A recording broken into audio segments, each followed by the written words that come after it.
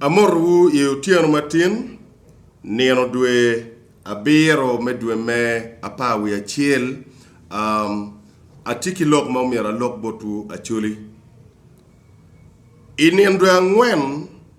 kinien dwe abich ke kome,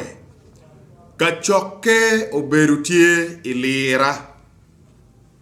Kachoke ma oberutie ilira tie ki lok malugo lok kumngom onyolan policy. Makiberu ka loko ne ilira i hotel magiluoni Margarita Palace Hotel. Lok ma oberi lira guru kum wan Acholi, guru kum wan Langi, guru kum luak me West Nile. Donc ka chokeli enini ki luo dano maki gwela iloke eno lok madit eneye neno kit me amending chik me land policy kit ma kitiu keri ki ngom. Mane kama meroni ayap ye wangu amini wungech piana tiki kara tach ichia kan ki documents manyuru jamili enini ogo duju. Donc wargani ki choy niende piari we dek me duma pa mwakali bario ke piari uye angwen. Ika choke li enini ngat mauluo ka choke mau keruchie ika tachi enini ene permanent secretary magiluoni Dokas Okalang. Ka choke li enini umiero bedgin magiluoni consultation both stakeholders onyo joma lok mengom guru kumgi ikumana me Uganda ilao Acholi tesu kachelo ki West Nile. Ento petit politician mo makiluo gi me cherka lok eni kiluo pole kai neno iluo ka kany kiluo pole kao land officer surveyor ki physical planner ikine mukane kiluo wegi kumi mengom me bot mengom ki national resource man wati wani ngo policy magitia loko ne mengom maraj loene ikin gin makilogo i Margarita Palace Hotel ilira ene ni kai tiki ngom madit kit mai tiu keri ki ngom kai pere ka tiki ngom moni ibichulu iye muchor donc kitika choy chiki ene ni kai yunge ki biketo na eti pien kitia wacho ni ingemwa pa ma national land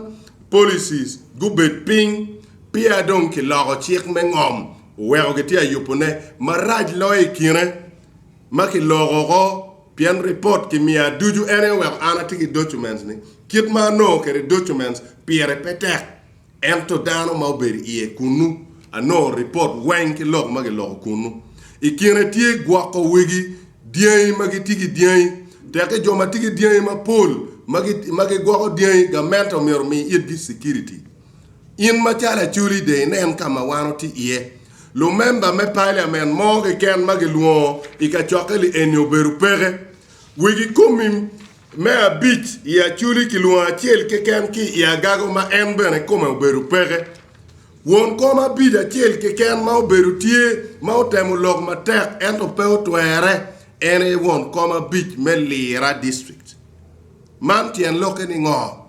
tien loke ni joma ki logo ket gini joma lok pe guru kumgi ini luo district land surveyor obelar loga ngo ke joma ministry iluo RDCs obelar ngo. These are civil servants who man lutit pagamente ma pegi romo teru tampa luak tian loko ni duan luak ke wero mane ngej ma mera mi botu Acholi wa beru ma wang wa tuolo Langi ubed ma wang wu tuolo. The people of West Nile, be warned that you have never been consulted, but civil servants were called to represent your voice, and so the land policy will oppress our people because you will pay tax on the land that you are not using.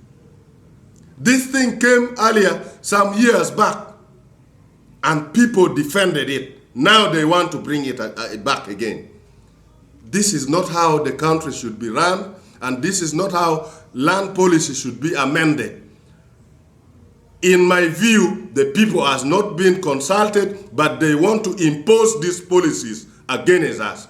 Waberu mawang matuolo mana ilok matamu ni amiyo ngere botano duju we kaloki eni ere lo member wa me parliament won ma chumpi wa uchung ka Acholi, uchung ki Kara, uchung ki Uganda, mena ni chek miu pe ki mete kera nyim, ucho chek ki pole,